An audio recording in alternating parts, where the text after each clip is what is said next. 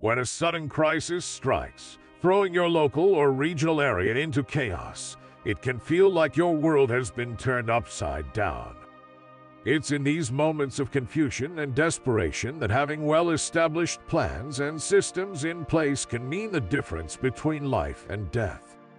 In the following video, we'll walk you through 10 critical steps to take in the event of a disaster, whether it be natural or man-made, to ensure that you and your loved ones can weather the storm in an urban or suburban environment with a high population density.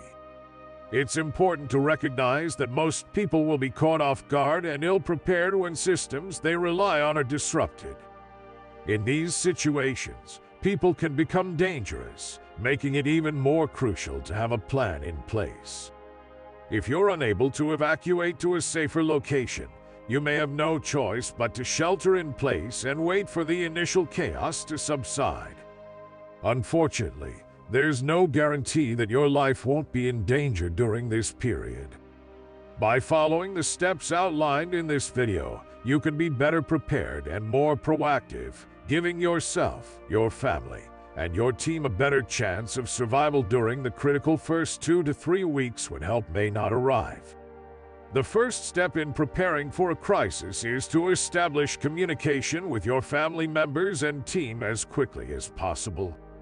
As soon as the threat materializes, gather those with whom you have developed plans to come together. If you don't already have a plan in place for communication, it's essential to establish one now. In the event that family members or team members are away from home or not in proximity, you need to have a backup plan in place. Since the grid is likely to go down, your cell phone service will be unavailable.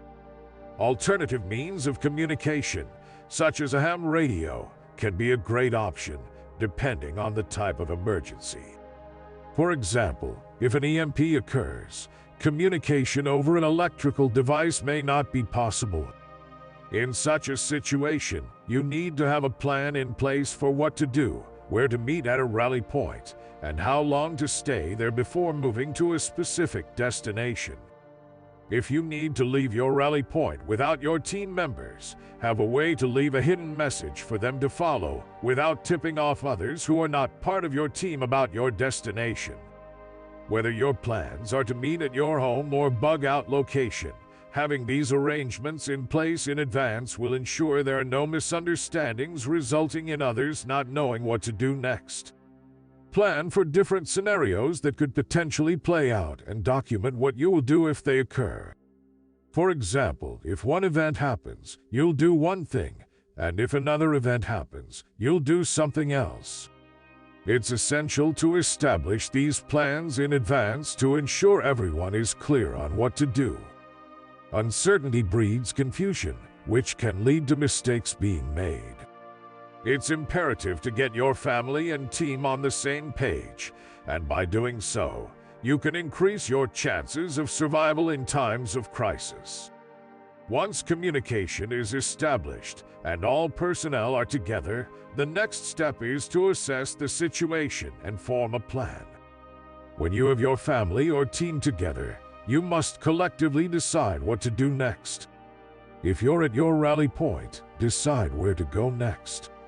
Is it your home, a compromised location, or your bug-out location? Consider whether your bug-out location is safe and not overrun with looters or the Golden Horde. If you didn't have advanced knowledge of the event and didn't move out before it occurred, moving to a secondary location may make things worse. Should the roads be jammed, getting stuck with unprepared people will expose and endanger you. In such cases, you need to make some critical decisions. Having thought through these things in advance will give you an advantage. Practicing running through different scenarios with others in your family or team can help ensure everyone is on the same page. Developing a document detailing the steps you'll take and having a checklist that you're familiar with and rehearsed with can enable you to react correctly. However, it's essential to keep in mind that if you create checklists or documents, do not disclose specific details in them. If the document falls into the wrong hands, it could provide critical intel to others. Altering names and locations to terms that you collectively know the meaning of would help prevent tipping off those who may want to take advantage of the information. The third step is to get to your home or bug out location based on the decisions made after assessing the situation. It's essential to decide whether to head to your home, stay at your home, or travel to a bug out location based on the intel at hand. Depending on the type of collapse or catastrophe that has occurred, things can be fluid during this time. At this point, a location you feel can be secured will be your primary destination, or if traveling to a safer location is more dangerous than the advantages gained, staying in place will make more sense. For example, if your current location is not ideal due to unprepared neighbors who may pose a threat, risking going to a bug-out location via jammed freeways may subject you to more risk. In this scenario, it may be best to stay in place to wait for things to calm down. However, if you have advanced knowledge that something is about to happen, it may be more ideal to move to a safer location before the roads become impassable. This point is very similar to the second step previously discussed, making decisions based on intel and previously defined steps based on conditions.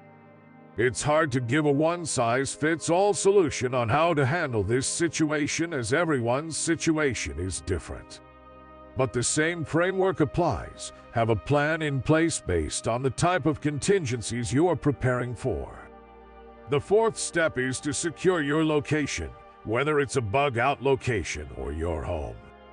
Security now becomes your priority and responsibility. In the aftermath of a horrific event, people may panic and become desperate for resources. While you have prepared yourself, others may not have, and they may look to you for help. As the days pass and the dust settles, it's essential to protect your home and family, especially if people won't take no for an answer. While you may feel obligated to help your neighbors, be prepared to help many if you help one person. It's crucial to consider security in this scenario. It's easy to think that people will stay level-headed in a crisis, but the reality is that a society is only 3 meals away from anarchy. Therefore, you must be prepared to defend your home, family, and team. While firearms may not be discussed in this channel, it's worth considering your options for protecting your loved ones. We'll talk more about OPSEC in the next point, but back to this point, security is critical. The ability to defend your location and resources will help ensure your survival in a crisis. When things go down, people will not be rational, and you won't be able to call 911. Therefore, security will be up to you. It's essential to approach this subject with care and responsibility, as you will be held accountable for your actions once things are restored and the grid comes back up. While action is always faster than reaction, it's crucial not to put yourself in a situation where lethal force is the only option. Laws still apply, and it's never advocated to murder others. It's essential to think ahead and avoid conflict whenever possible. Establishing rotations within your family or group to monitor your home is a useful tip during this time. It's also vital to have others to help, as defending a location by yourself can be challenging. If you have sandbags, consider making defensible spaces within your home. There are many other tips to secure your home, which are outside the scope of this video and will be discussed in a future video. If your home is no longer safe and things are getting worse, the risk of staying may outweigh the risk of heading to a secondary location. As discussed in Step 2, it's essential to assess the situation and move accordingly. Point number 5 is to observe operational security, also known as OPSEC. It's crucial to keep your information private, and under no circumstances should you let your neighbors know you have supplies such as food, water, or first aid unless you're ready to take care of them as well. In a short-term crisis where outside help is coming, helping your neighbors may be advisable as long as you have enough supplies to potentially help additional people. However, in a long-term grid-down scenario where society may not be coming back anytime soon, it's important to keep your mouth shut. Once you reveal that you have supplies people desperately need, expect a lot of people to be lining up at your door. To prevent this, it's best to use freeze-dried meals or MRE that do not require cooking or preparation, which will alert others around you that you have food. It's also essential to observe odor control, cover windows with tarps, and exercise control over your lighting at night. If you have power, you'll stand out and draw unwanted attention to yourself. Therefore, it's best to put the covering behind your blinds or curtains to avoid raising questions. Observing OPSEC will help ensure that your resources remain yours and that you're not drawing unwanted attention to yourself or your location. It's essential to consider these tips during a crisis to protect yourself and your loved ones.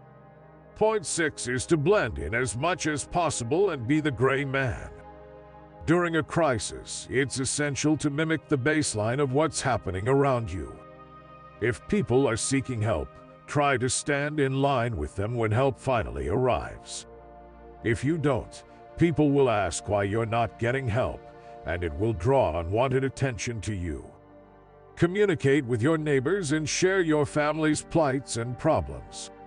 Commiserate with others and play the part. Look like you're experiencing hardships just like others around. Wear baggy, dirty, or smelly clothing. Don't shave and don't comb your hair. Look like a mess as much as possible. In Afghanistan, there was a parable that said, "Beware of the fat man, the skinny lad." Everyone else was starving and enduring hardships, so why was this man not? What was he hiding? In a crisis, you need to blend in and be the gray man. Find the baseline and adapt to it as much as possible. Be like everyone else to avoid being overrun for what you have. Blending in will help ensure that you're not drawing unwanted attention to yourself or your resources. By being the gray man, you can move more freely and safely without being targeted by others.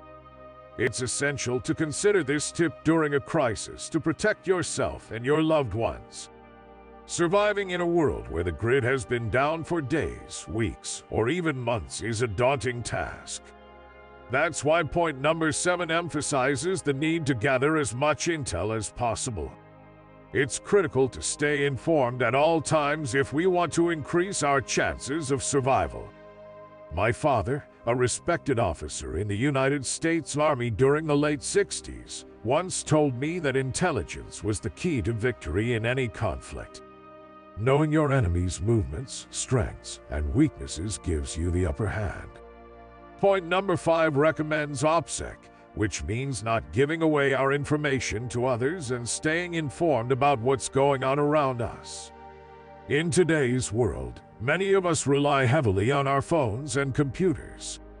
However, having a basic radio or ham radio could prove to be a valuable asset during an emergency. Though it's been years since most of us have used TV antennas, having some stored away could come in handy to pick up any broadcasted signals. Having the right intel will enable us to stay away from potential threats, be informed, and be proactive rather than reactive. As intelligence comes in, we may have to make tough decisions that force us to relocate. It's crucial to always stay in a state of evaluating our circumstances and not get caught off guard because we weren't paying attention. So, let's stay informed and constantly seek out information to make the right decisions that could save our lives. Point number 8 highlights the importance of avoiding crowded areas during a crisis. When a disaster strikes, people often rush to the grocery stores and buy up everything they can. While stores usually carry enough supplies for 3 days in normal times, in a true SHTF situation, shelves can be emptied in a matter of minutes. During a societal collapse, people will resort to their basic instincts, putting you in harm's way if you venture out into a chaotic environment. It's essential to think twice before stepping into such a situation. Getting last-minute supplies may not be worth risking injury or even death. When a crisis hits, the time for preparation is over. There are no more tests, no more fire drills. This is the real deal, and if you're not ready by now, running to the store will only make things worse. That's why being prepared in advance is so critical. If you must set out to get supplies during a crisis, it's best to avoid grocery stores as they will likely be overrun. Hardware stores might be less congested, and you can quickly grab any tools you need.